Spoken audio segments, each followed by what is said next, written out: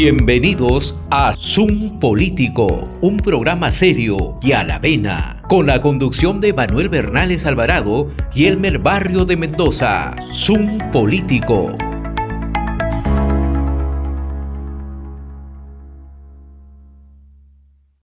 Muy buenas noches, estimados amigos.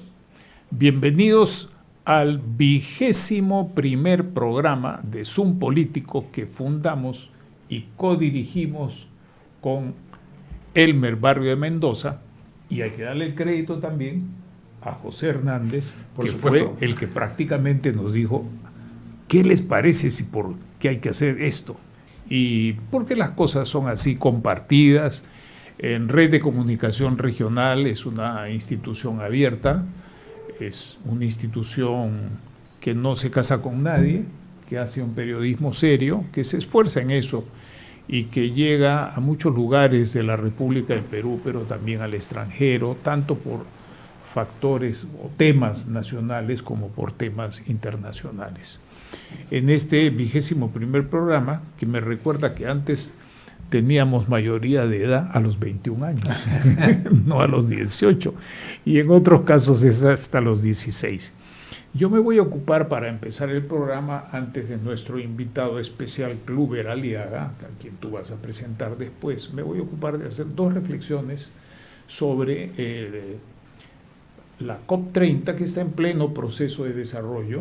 Todavía no se puede sacar conclusiones, pero sí hay avances importantes, no de la COP, no quiero decir eso, hay avances importantes acerca de la COP, de su contexto internacional, de los participantes, y también ver la COP no solamente en una perspectiva multilateral, global o mundial, como querramos decir, sino también en su relación a la Amazonía, y en particular a ese 60% de la Amazonía que pertenece al Brasil. Pero una parte importante de esa Amazonía, la parte norte, estimados amigos, miren el mapa, pónganse el mapa en su mente, es la desembocadura del Amazonas, con Belén do Pará, ahí donde se está realizando esta conferencia de las partes del tema del cambio climático, que no es la única conferencia de las partes. Hay tantas conferencias de las partes como convenios o tratados multilaterales sobre diversidad biológica, sobre protección de los migrantes, sobre distintos temas, el convenio sobre Minamata para no usar este elemento, el mercurio, que ahora se va a expandir a otros usos del mercurio. Hay otras convenciones distintas sobre protección de migrantes, sobre bienes culturales, en fin. Entonces, ahí Brasil tiene una relación muy importante con el territorio de ultramar de Francia, que tiene una articulación, una relación especial de hace mucho tiempo para muchos brasileros. La Guyana, que es territorio, es un departamento de ultramar del Estado francés, es una colonia, para otros no. Y la Amazonía va un poco más arriba, hasta las estribaciones de Venezuela y su relación con la Orinoquia.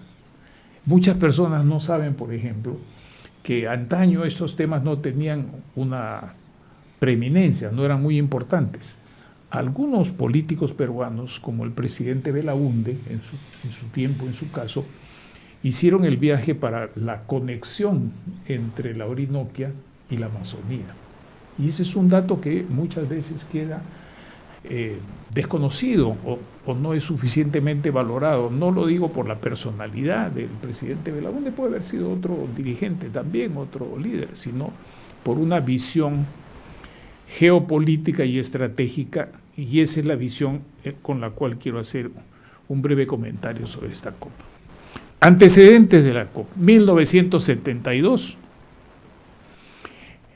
la primera conferencia de Estocolmo de Naciones Unidas sobre el desarrollo humano y el ambiente. 1992, la Conferencia Mundial de Río de Protección del Ambiente. 1992, muy importante. Mundial que dio una gran expectativa a la gente, pero eso todavía era en el siglo XX. Luego entramos al siglo XXI y ese multilateralismo que avanzaba con fuerza se ha debilitado y ha quedado en un mundo tripolar, básicamente con tres grandes potencias que no están presentes en la COP. Y que eso nos da una idea muy clara de que hay muchas cosas para las cuales sirve una conferencia de las partes y otras no. Las negociaciones más importantes de carácter de localización de recursos de inversión en la Amazonía, recursos que tienen que ver con la ganadería, con los minerales, con el transporte que ya se ha anunciado, con el petróleo y con el mar adyacente a las costas bañadas por el Amazonas y otros ríos que desembocan en el Atlántico. Son factores estratégicos que tienen que estar en una consideración del país sede. Y un detalle: el presidente Lula, al empezar la COP, puso una noticia muy importante. Esa noticia fue que se va a dragar varios ríos del Amazonas para poder hacer la ruta de salida de Brasil hacia el Pacífico, y mencionó 3 países, pero no mencionó detalles, y que eso ya está aprobado y está en marcha, que son por Colombia, por Ecuador y por el Perú. Pero más detalles de esto requiere una información precisa para ver su relación con Chancay y con otros puertos del sur del Perú. No es cosa de segunda categoría. Entonces, en esta COP se están tratando, como en anteriores, muchas cosas que ya venían siendo tratadas, ¿no? Como la propuesta de cada país en cuanto va a reducir su contaminación ambiental o el CO2 para reducir o impedir que siga, más bien impedir que siga avanzando el calentamiento global. Pero también hay otros factores que están hoy día presentes, que son el tema de los indígenas, y el último factor presente en esta COP es el de la inteligencia artificial, cosa de la cual aquí no se ha dicho ni una palabra. Apenas algo comentado en relación a, pero no como propuesta, de un pequeño grupo que se llama, que yo respeto, que se llama Red Ambiental Peruana. Entonces, en la COP hay otra característica que venía de antes, no es inventada para esta COP, que es la convocatoria y presencia de lo que se llama sociedad civil, donde están pueblos, pero quienes capitalizan esa presencia no son tanto los pueblos, sino las ONGs, en las cuales hay de todo, buenas, malas, feas, con una tendencia al aprovechamiento de recursos en nombre de, pero que hay que ver el balance de los recursos, qué porcentaje de esos recursos van efectivamente en forma neta a las personas o pueblos a los cuales se dirige y en qué otra forma no. Esta cumbre también empieza junto con esa declaración del presidente Lula. Empezó con una presencia, una manifestación que fue en parte reprimida por la policía, de pueblos indígenas que están ahí presentes, pero también hay periodistas, hay activistas políticos, hay ONGs, en fin, hay distintos sectores de la sociedad mundial, no solamente el Brasil, sino de la sociedad mundial, de Europa, de América del Sur, por supuesto, del Caribe, que están presentes en esa manifestación. ¿Eso qué significa?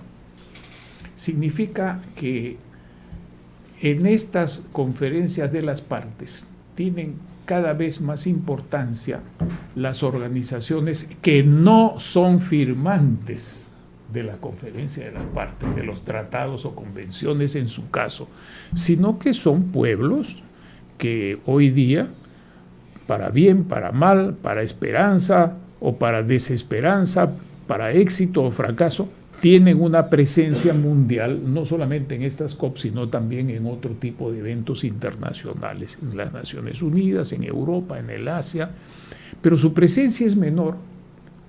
Otro detalle, cuando estas COPs están organizadas y están presentes en países como la China o Japón.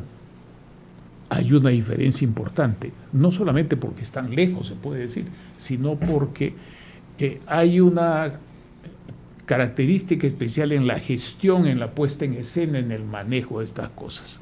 Pero debemos tener muy claro que estas organizaciones no gubernamentales, que no son solo las ONGs, insisto, es un error identificar sociedad civil con ONGs, no gubernamentales con ONGs, no gubernamentales también un partido de fútbol, es una parroquia, es una empresa productora de caramelos, es una empresa productora de tanques, son no gubernamentales, son empresas que están ahí presentes. Partidos políticos no son elementos gubernamentales. Bueno, hoy día esos son un conglomerado muy importante que condiciona las decisiones de una COP, pero antes condiciona las negociaciones. Y cuanto mayor es el número y diversidad de estas asociaciones, se ve que las COP recogen un mayor número de temas en su agenda. Y a mayor número de temas en su agenda, menor efectividad y logro de acuerdos que verdaderamente se van a cumplir. El que mucho abarca, poco aprieta. Así es, mi querido. Y lo digo porque yo mismo he participado a lo largo de mis años acá en el Perú, finalmente, pero antes en el extranjero he participado en estas conferencias de las partes, en la cuota de los organismos del sistema de Naciones Unidas, en unos casos el PNUD, pero en la mayoría de los casos de la Organización de las Naciones Unidas para la Educación, la Ciencia y la Cultura. ¿Qué se puede esperar entonces de la COP? De la COP lo que se puede esperar son que algunos países, grupo de países o algunas organizaciones de la llamada sociedad civil logren algunos acuerdos concretos, por ejemplo, en la no contaminación con mercurio, por ejemplo, en la protección de bosques, por ejemplo, en la seguridad, no solamente la seguridad física, sino la seguridad jurídica, la seguridad alimentaria, que está relacionada a las formas de producción que tienen que ver con el clima, pero también con los factores climáticos que son tierra, aire, agua. Y finalmente, que eso responda a un tema principal que pasa desapercibido finalmente en este conjunto de temas que hace que quien mucho abarque, poco apriete. Y eso es, mi querido amigo, tú lo sabes tan bien como yo, el cambio del uso de la tierra. Si se sigue modificando para otras formas no compatibles con el sistema natural y el sistema racional de aprovechamiento de lo natural, esos factores negativos van a continuar, por mucha propaganda que se haga. En conclusión, creo que en esta conferencia de las partes, las expectativas que se tienen deben ser vistas con un criterio global, multilateral, con un criterio regional de América Latina, el Caribe, pero sobre todo de América del Sur. México, América Central no tienen tanto peso en este caso como América del Sur, sabiendo que las principales potencias no van a estar presentes ahí para tener acuerdos, aunque no sean acuerdos vinculantes que se van a cumplir con notario, aunque no sea eso. Y finalmente, porque hay que ver cuál es la respuesta del Perú. Creo que somos nosotros de los pocos que nos estamos ocupando de este tema, porque es un tema que no tiene el peso, ni la importancia, ni la conciencia difundida, generalizada en el país. Y para terminar, una cosa parecida ocurre con la cumbre que se ha realizado entre la CELAC y la Unión Europea, que ha sido una cuarta cumbre, pero ahí también mucho bombo, mucho platillo, poca presencia de decisores, en un momento muy delicado para Centroamérica y el Caribe, que es la confrontación entre los Estados Unidos, México, países del Caribe, pero particularmente, directa y llanamente, Colombia y Venezuela. Colombia, que sigue siendo un Estado con cooperación, incluso para temas policiales de los Estados Unidos, que eso sigue funcionando a pesar de toda la confrontación, y con Venezuela, y con Cuba, por supuesto, pero hoy día el término principal es Venezuela. Entonces, se realizó esa COP en unas condiciones en las cuales se lograron acuerdos tan genéricos que es casi como una declaración de principios que vale para el centro, la derecha. Saludo a la bandera. O como se dice acá, un saludo a la bandera. Entonces, ¿qué se concluye de eso también? en la medida en que se diversifican las posiciones de los estados parte, en la medida en que se diversifican y no se concentran en algunos temas fundamentales, ocurre lo mismo. Quien mucho abarca, poco aprieta. Y para lo que sirven finalmente es, en el caso de Colombia, para que el presidente Petro un poco más vaya a misa, para decir que es una buena persona y que representa la unidad frente a ese monstruo que se llama Trump. En consecuencia, ahí también hay factores globales, factores de América Latina, del continente, y factores de América del Sur. ¿Qué nos debe interesar en ambos temas? Para concluir, que tenemos que estar bien informados y no llevarnos solamente por las noticias y por la cantidad de gente y por lo que dicen las agencias de prensa internacionales, que hay que saber leer y extraer de ahí lo valioso de ellas. Y en síntesis, si el Perú quiere seguir participando de estas cosas, debe mejorar su estructura de preparación para no solamente esas conferencias, la parte, sino la realización de sus tareas. Y no como lo que se ve hoy día, que llevan planteamientos a la COP, como si un ministerio fuera una ONG que tiene que ver con proyectitos y con la bendita cooperación internacional, cuando aquí tenemos 77,000 o más millones de dólares de reserva. 90,000 ya casi. 90,000 ya casi. En consecuencia, eso es lo que queremos decir. Cambiar la mentalidad para ver esas cosas, analizarlas, sacarle las conclusiones y actuar en consecuencia. Tu turno, maestro. Muy bien, no hay turno. Vamos a la pausa comercial y después volvemos con Kluber Aliaga para la entrevista central. Estamos presentando Zoom Político.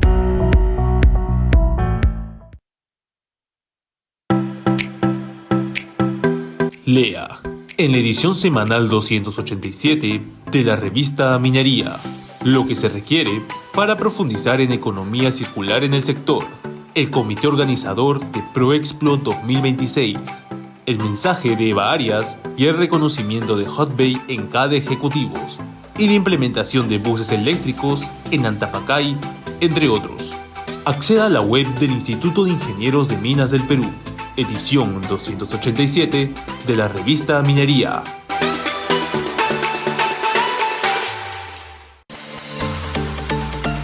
Todos los sábados a las 10 de la mañana llega a sus hogares Enlace Educativo, un programa hecho por los maestros para todos los maestros. Enlace Educativo, donde analizamos temas de coyuntura educativa y todo lo que el magisterio necesita saber. Enlace Educativo, todos los sábados a las 10 de la mañana por RCR. Enlace Educativo, un programa producido por el SUTEP. Estamos presentando Zoom Político. Muy bien, ahora entramos a nuestra entrevista central con el general en retiro de la Policía Nacional del Perú, Kluber Aliaga Lotman. El general Aliaga ha sido ministro del Interior, es autoridad universitaria y adicionalmente a eso es una persona que tiene una combinación, que representa una combinación excepcional que a mí me parece altamente valorable. Combina conocimiento, capacidad, competencia con discreción.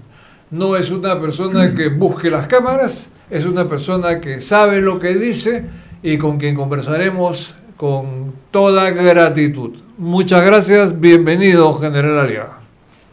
Muchísimas gracias por tus palabras, Elmer. Un saludo afectuoso para Manuel también. Encantado de estar en el programa, la verdad. Un programa muy interesante. Muchas gracias. Nosotros somos un medio informal y a veces acostumbramos tratarnos de tú, así que si en algún momento prefiere, él es Manolo y yo soy Elmer. ¿Ah? Perfecto, muy bien, Kluber. Entonces, como si fuéramos viejos amigos, yo quiero hacer una pregunta breve y luego dejar el centro de la entrevista a Manolo.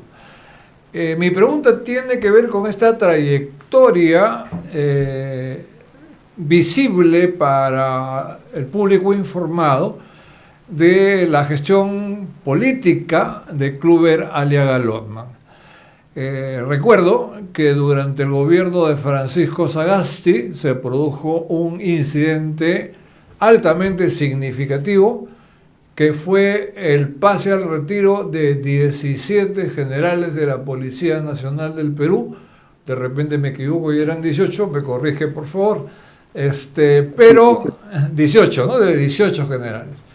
Entonces, en ese momento entra Kluber Aliaga de ministro del Interior bajo esa circunstancia, porque este proceso fue encabezado por el exministro Rubén Vargas.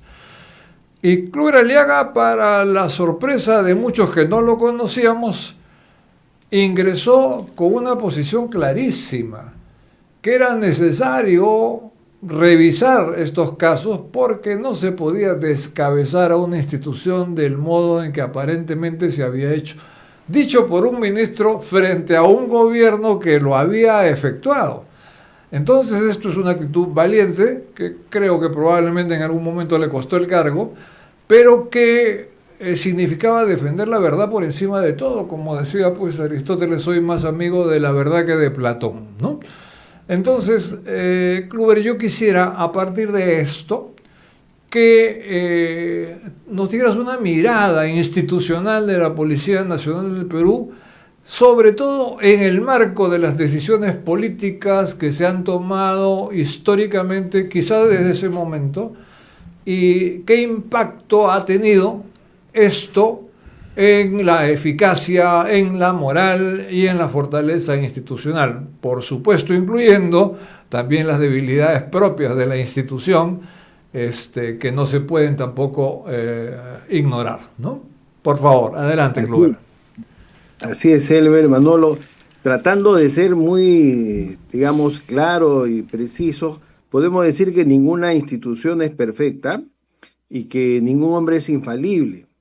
Sin embargo, el impacto que han tenido los líderes políticos, los caudillos políticos que han gobernado el país en los últimos años, no han precisamente sido lo más favorable hacia la construcción de una policía mucho más profesional, mucho más eficiente y mucho más empática con la población.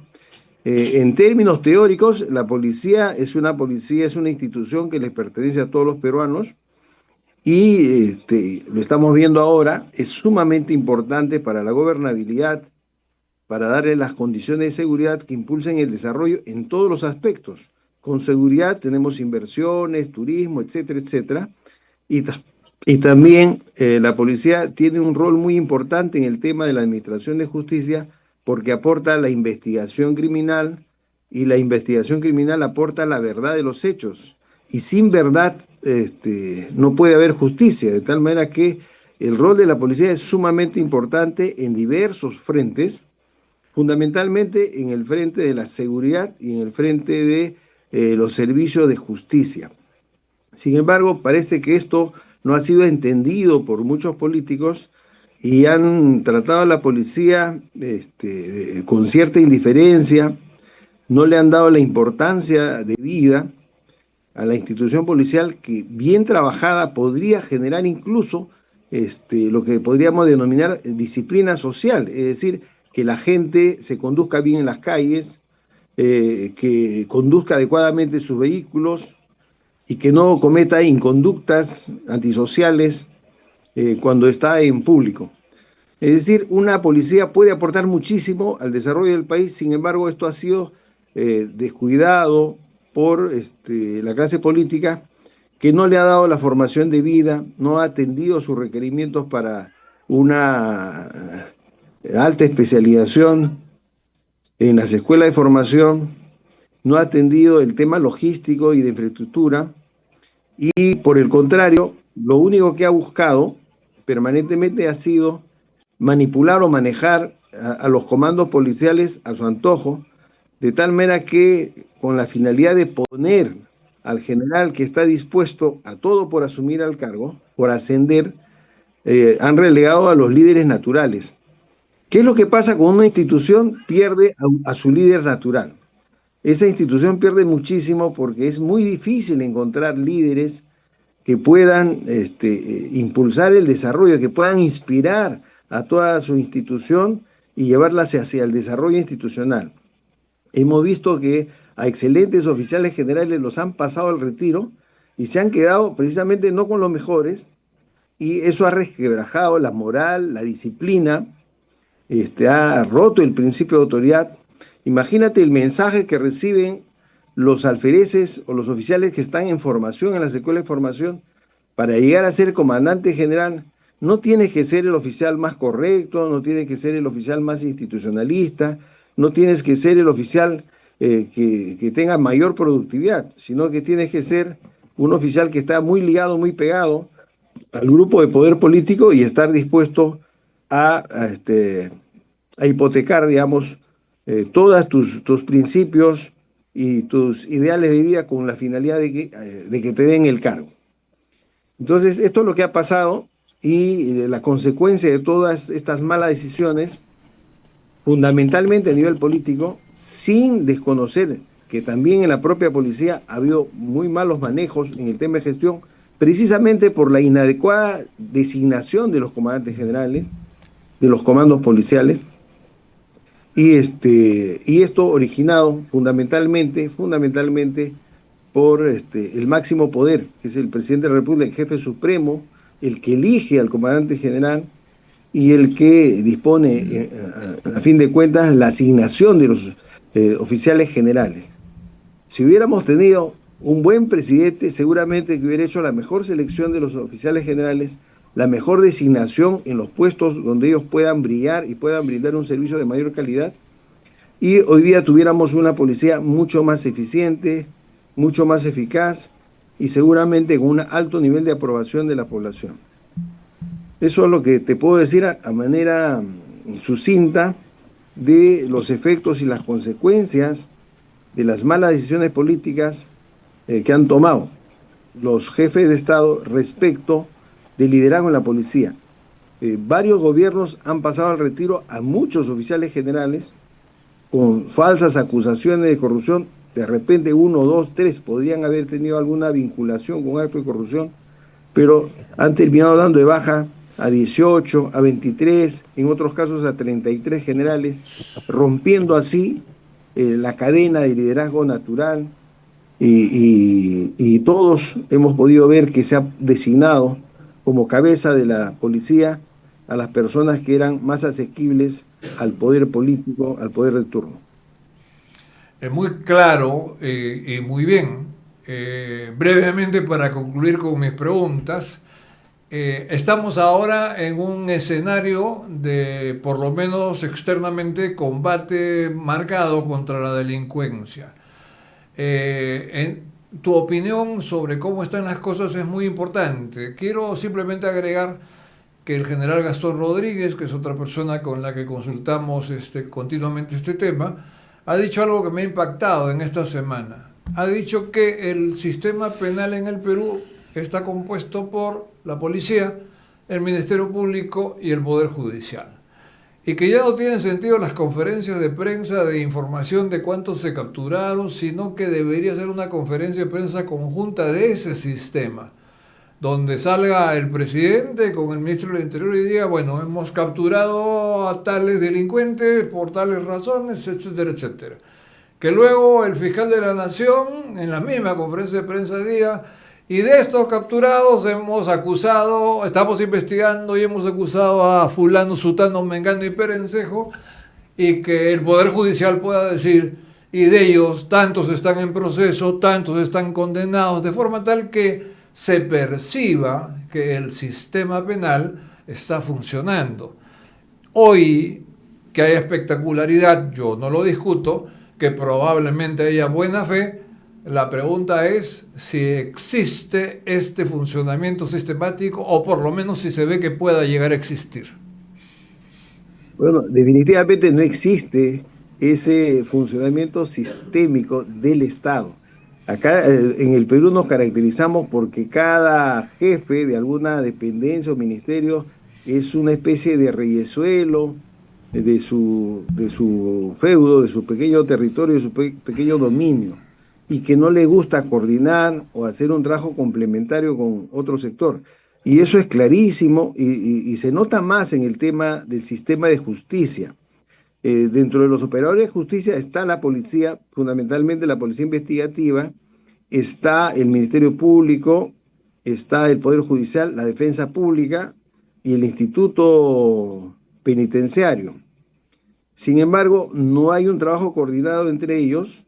Nosotros hemos visto hasta el cansancio capturas de delincuentes realizadas por la policía y liberadas pronta y extrañamente por parte de la Fiscalía y en otros casos por el Poder Judicial, sin mayor explicación y sin mayor control. Lo que vemos ahí es que no hay un buen sistema de control de las decisiones de fiscales y jueces, porque en el Perú hemos tenido un sistema de justicia muy irresponsable. O sea, los jueces se pueden equivocar y no les pasa nada.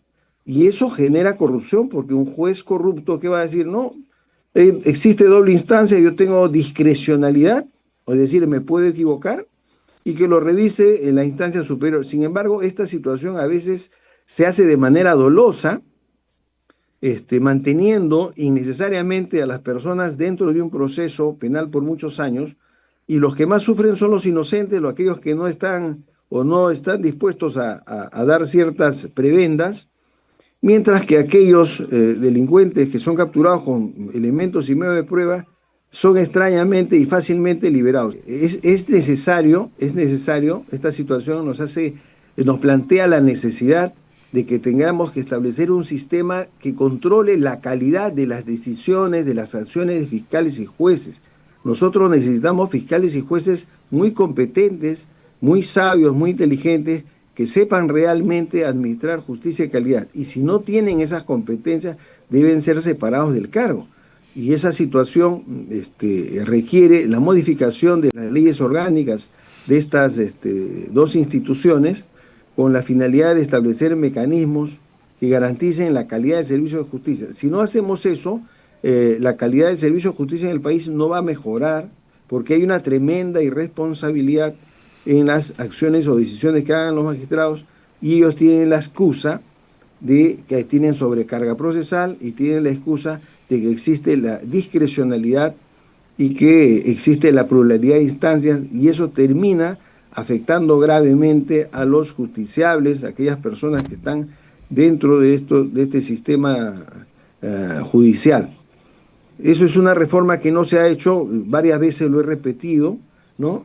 Y que se debería implementar lo más pronto posible. Lo ideal sería también de que en los discursos presidenciales de 28 de julio, no solamente el Poder Ejecutivo rinda cuentas de lo que ha hecho en favor de la nación, sino también debiera hacer lo propio el presidente del Poder Judicial y el presidente del Congreso, a ver qué leyes se han dictado en favor de ordenar mejor la vida social de los peruanos, promover el desarrollo económico, social y cultural de la nación, y también el científico y tecnológico, a través de leyes de promoción, y también el Poder Judicial respecto de la celeridad de los servicios de justicia, porque en el Perú tenemos procesos que demandan muchos años, y todos sabemos que una justicia que demora es una absoluta injusticia, y vemos gente que está procesada, a veces inocentes, que están procesados muchísimos años, y no tienen la reparación que debieran tener. Entonces, hay muchas reformas que hacer a nivel legislativo, a nivel operativo, y para eso es la ley. Necesitamos leyes sabias que nos sirvan para ordenarnos, para organizar mejor nuestro trabajo y para procurar un servicio de mejor calidad en favor de todos los peruanos.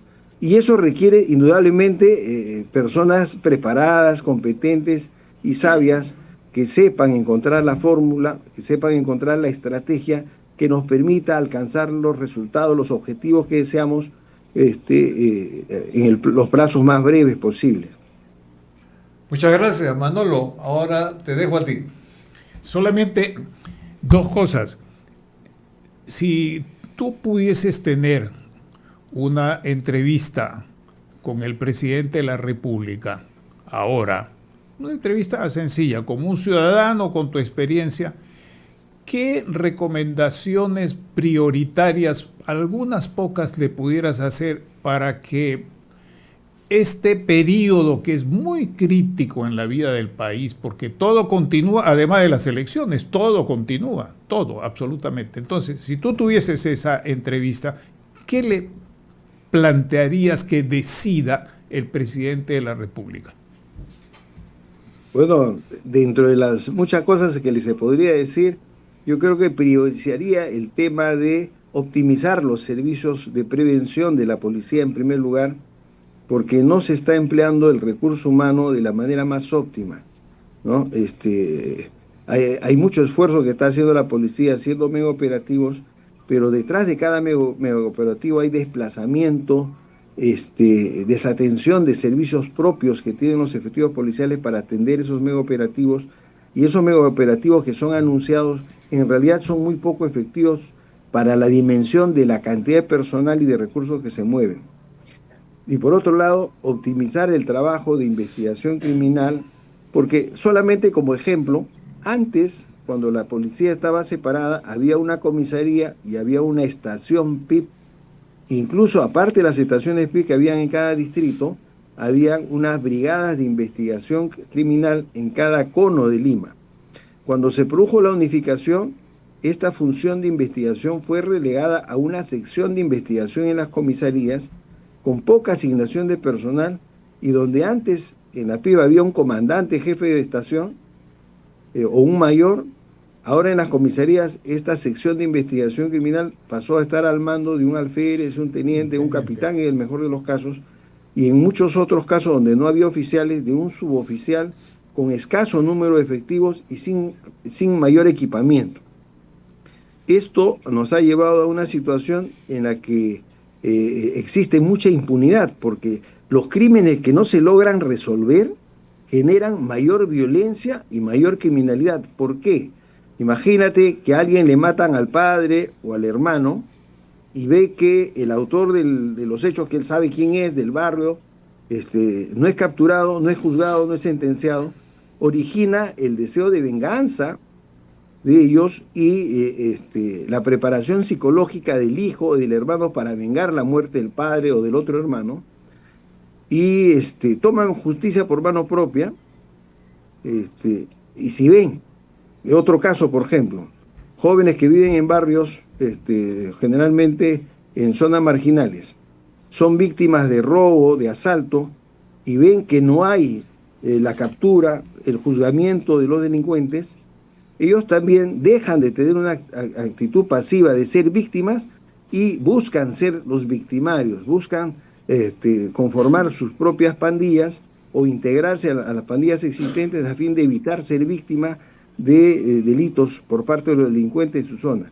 Es decir, la impunidad en las acciones criminales por un deficiente servicio de justicia, una deficiente investigación, porque sin investigación, sin pruebas, el peor delincuente no termina en la cárcel. Entonces, esto nos lleva a la necesidad de fortalecer y repotenciar los servicios de la policía investigativa en el país, pero no solamente dentro de las comisarías, sino como antes eran, grandes unidades de investigación criminal en cada distrito. Cada distrito tenía su propia estación con un comandante o un mayor del cuerpo de detectives al mando de esa unidad y con un número de efectivos de detectives considerable, y que eso se ha perdido. La unificación ha representado que la mayor parte del personal policial se dedique a labores preventivas o administrativas y el servicio de investigación criminal y de policía secreta haya sido reducido al mínimo, y ahora estamos viendo las consecuencias de eso, porque hay mayor impunidad, y la impunidad nos va arrastrando en un círculo vicioso a una mayor criminalidad, y que a muchos jóvenes también abracen la carrera delictiva como forma de vida al ver que el Estado no es efectiva en la lucha contra las organizaciones criminales que los acosan. Yo tendría una pequeña repregunta, si me permites. Sí, claro. Por supuesto. ¿Puedes aplicar este concepto como una segunda recomendación? Por así decirlo, vamos a jugar con un escenario hipotético.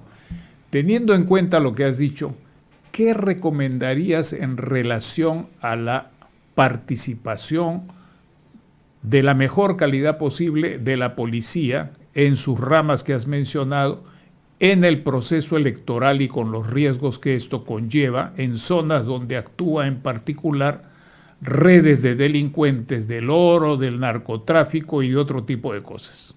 ¿Qué recomendación pudieras hacer? Bueno, para optimizar los servicios de prevención, de control, por ejemplo, en las carreteras que nos llevan a los asentamientos mineros, necesitamos mucha rotación de personal. Porque si tú mantienes al mismo personal durante mucho tiempo, normalmente este personal ha sido vencido por el tema de la corrupción, por la familiaridad con los delincuentes, y si lo mantienes a él mismo, indudablemente deja de ser un efectivo policial que combate la delincuencia y pasa a ser alguien que tolera o es permisivo con la actividad delictiva. Para luchar contra eso, la estrategia es rotación de personal. El delincuente dedicado a la minería o al tráfico de drogas va a sufrir mucho tratando de corromper a muchos policías. Es más fácil corromper a 1, 2, 3, y cada vez que esos están de servicio pasar la droga o pasar la minería ilegal, a corromper a muchos policías que van cambiando y van rotando.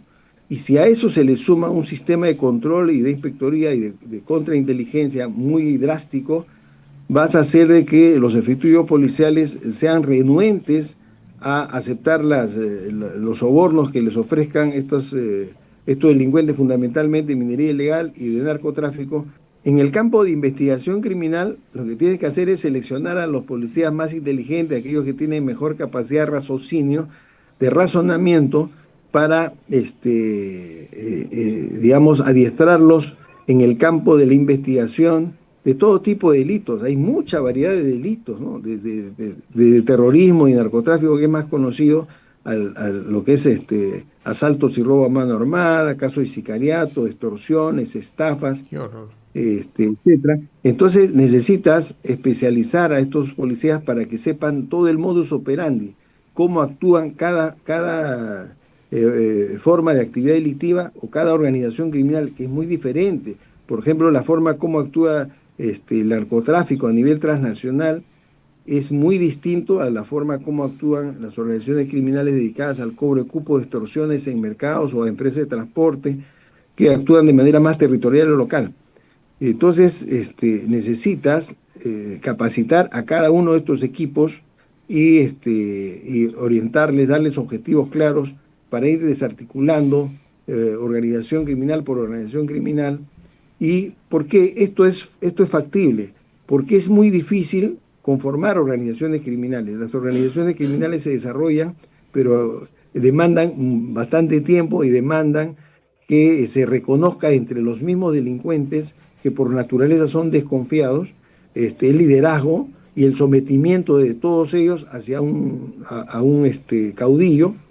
Y esto no es muy fácil, de tal manera que cuando la policía investigativa logra desbaratar una organización criminal, es clarísimo que durante mucho tiempo no va a funcionar en ese lugar una organización criminal. Pero si solamente captura a los peces chicos, es decir, captura a la fuerza base, a aquellos que se dedican al cobro de cupos de las extorsiones, y no captura a los cabecillas, estos elementos de bajo nivel, del nivel inferior de la organización criminal, son fácilmente reemplazables por otros jóvenes, porque hay mucha juventud en el país que no tiene mayores expectativas de poder desarrollar socialmente, porque no estudia, no trabaja, y es fácilmente captado por la delincuencia. En ese sentido es fundamental lograr efectividad en el combate contra la delincuencia con la captura de los cabecillas de organizaciones criminales, y eso demanda de especialización y de personal policial calificado y con el soporte de las nuevas tecnologías. Hoy día tenemos tecnologías que nos permiten hacer seguimientos, observaciones, vigilancia, interceptación de comunicaciones, y que antes se tenía que hacer de manera personal o mediante técnicas de observación, vigilancia y seguimiento utilizando aparatos de escucha o largavistas o cámaras de fotografía de largo alcance. Hoy día tenemos drones, tenemos equipos mucho más sofisticados que facilitan el trabajo de investigación. Magnífico, Kluber, realmente toda una sesión de aprendizaje para nosotros y para nuestra audiencia. Solamente para agradecer tu participación y para comprometerte para futuras ocasiones, porque creo que nos quedan un montón de temas que tratar y con alguien tan capaz como tú, creo que lo podemos hacer bien. Un abrazo grande, ha sido un placer contar contigo y hasta la próxima. Muchas gracias. Manolo. Un gusto. Muchas gracias.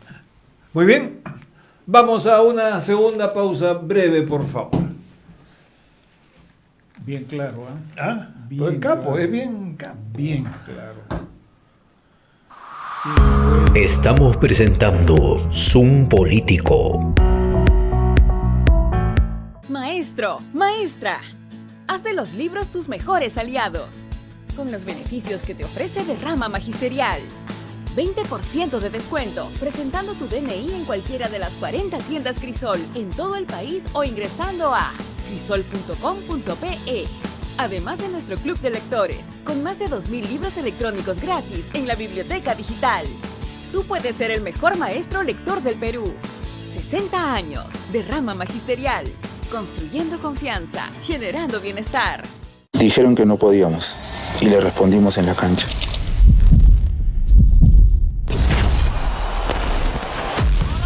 Dijeron que no podíamos ponernos el equipo al hombro. Dijeron que no podíamos llegar tan lejos. Y dijeron que no podíamos hacer historia. Pero la hicimos y ahora es tiempo de contar una nueva historia. Y como las mejores historias y partidos, no la jugamos solos. Y estamos llegando a donde comenzará todo. Esta historia se juega en equipo y se ganará por goleada. Atrévete a crear tu historia. Vitel, tecnología para todos. Sintonice RCR, Red de Comunicación Regional, a través de NorTV en los 2.1 de la señal HD. Estamos presentando Zoom Político. Bien, ya estamos en la fase final del programa, como siempre, resulta a veces corto con tan excelentes invitados, pero me voy a permitir hacer dos breves comentarios que vale la pena incorporar a la discusión política. Uno es lo que ha sucedido en la Corte Internacional de Justicia de La Haya, que para quienes estén debidamente informados o ligeramente informados, no se debe confundir con que la Corte Internacional de Justicia le haya dado la razón a Ecuador frente a México por el incidente gravísimo de que la policía ecuatoriana ingresó, lo recordarán ustedes, al local de la Embajada de México, donde estaba asilado Jorge Glass, el ex vicepresidente de Rafael Correa, que sin embargo estaba condenado ya por corrupción. O sea, era un asilo post-sentencia y esto tampoco está teóricamente permitido por la Convención de Asilo de Caracas de 1954. Tampoco está permitido que los procesados por delitos sean objeto de asilo. Y esto está antes, en un artículo antes, de que se consigne que el Estado asilante tiene el derecho a calificar si el asilado o el candidato asilado es o no es objeto de persecución. Por tanto, lo que ha pasado en La Haya es que México pidió medidas protectivas, lo que aquí llamamos medidas cautelares contra Ecuador. Y la Corte Internacional de Justicia ha rechazado otorgar medidas cautelares a México en detrimento de Ecuador, aclarando que esto no es un pronunciamiento sobre el fondo del asunto, sino que no hay mérito para otorgar estas medidas provisionales que seguramente hubieran permitido cambiar el estatus del ex vicepresidente Jorge Glass, que tiene acusaciones de corrupción muy serias, y que ahora está en prisión y en condiciones de prisión bastante duras. Entonces, esto es lo que ha sucedido y creo que debemos tenerlo todo claro.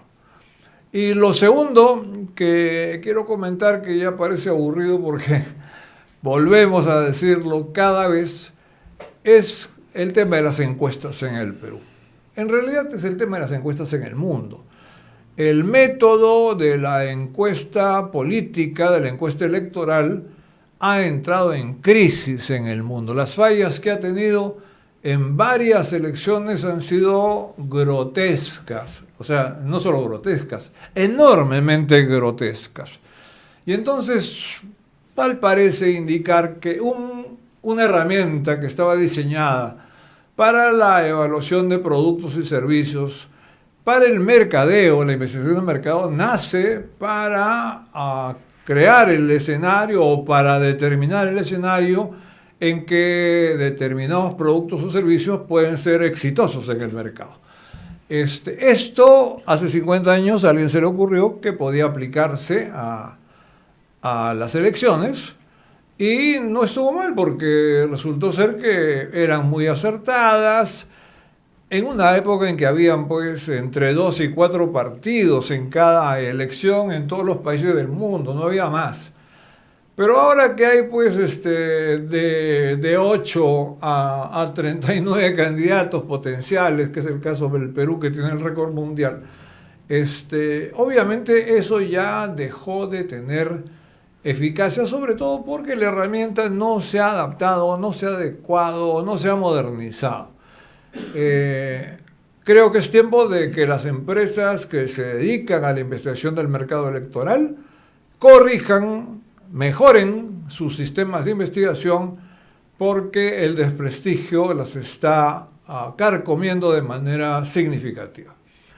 Y lo primero que yo quiero decirles es que en el Perú existe la Asociación de Empresas de Investigación de Mercado, que es el gremio de las empresas de investigación de mercado, que gestiona estándares comunes a todas las empresas que deben cumplir en términos técnicos. Es decir, no se puede trampear pues, con las encuestas. O sea, así como hay investigación cuantitativa, también hay investigación cualitativa, la entrevista en profundidad, los grupos focales o focus groups, como quieran llamarlo, o los paneles de mercado. La mayoría de las 21 empresas que están en APIM, en la Asociación Peruana de Empresas de Investigación de Mercado, no hacen estudios políticos. De esas 21 empresas, 3 hacen estudios políticos. Y otra hizo estudios políticos que Siemens ya no los hace, por lo menos por ahora. Habiendo APIM, las empresas que no están en APIM, supuestamente no se someten a estos criterios de control gremial, empresarial, que garantizan una cierta uniformidad y calidad en el estudio. Claro, de pronto viene una empresa como vino GFK, de tal prestigio mundial que nadie ponía en duda, primero, que lo iba a hacer bien, y segundo, que se iba a acabar afiliando a APIM en un momento, pero GFK no se quedó en el Perú y sus derechos fueron vendidos, transferidos o algo así al Instituto de Estudios Peruanos, cuya experiencia en investigación del mercado electoral es 0 o bajo 0, y cuyos técnicos, que al principio fueron heredados de GFK, como Hernán Chaparro, que venía de apoyo, técnicos de sin duda respetable calidad, fueron sustituidos por docentes universitarios de ciencias sociales con ninguna experiencia en el desarrollo de la investigación de mercado. Entonces, lo primero que sugiero es que a las empresas que no estén en APIM no les hagan caso. El IEP es un caso clarísimo de que no estén en APIM porque no sabe hacer encuestas. Y la prueba es que algo que se justificaba cuando hubo la pandemia ahora no tienen ninguna justificación. Siguen haciendo la entrevista telefónica o por medios informáticos. No sé si sigue usando el correo electrónico, pero me atrevería a pensar que de repente. ¿Por qué eso no se puede supervisar? O sea, si a mí me llaman por teléfono, me hacen un conjunto de preguntas y luego hacen la supervisión muestral, o sea, a una parte representativa de los encuestados, ¿quién garantiza que yo soy el mismo que va a contestar? Que es totalmente diferente que si te tocan la puerta y te dicen eres tú y yo soy yo, te identificas, etc. Pero por la vía telefónica o electrónica eso no se puede hacer. Por eso estas encuestas no sirven, disculpen, para nada, salvo para dar interpretaciones sesgadas de los resultados. Y el otro caso que está en circulación ahora es el llamado Centro de Investigación Territorial, que no está en APIM, pero que da los números más absolutamente groseros del mundo, ¿no? Como si estuvieran más o menos al mejor postor. De las 3 empresas de APIM que sí hacen investigación de mercado, hay 2 que parecen hacerlo con seriedad, en el mismo orden. Ipsos, que es lo que antes era Apoyo, y que Ipsos es una empresa transnacional de investigación de mercado de la mayor reputación, que compró el área de investigación de mercado de Apoyo, y Datum, que con la nueva gestión de la hija de Manuel Torrado, Urpi Torrado, ha demostrado una cierta seriedad técnica digna de todo respeto. Ahora, cuando Ipsos y Datum publican sus resultados, salen súper parecidos y entre otras cosas, dicen pues que ningún candidato hoy día en el Perú llega al 10% electoral. Y por tanto, cualquiera que ustedes vean que salta del 10%, hay que sospechar. En cambio, CPI acaba de publicar una encuesta distinta de las otras 2 y en esa sí hay un brinco del presunto líder, ¿no? Que no es que tiene 9 o 10, sino que tiene 12 puntos y pico. Bueno, resulta ser que un concepto fundamental que creo que todos deberíamos comprender es el concepto de margen de error. Los datos de una encuesta, por ser una muestra representativa, tienen un margen de error de más o menos 2.8%.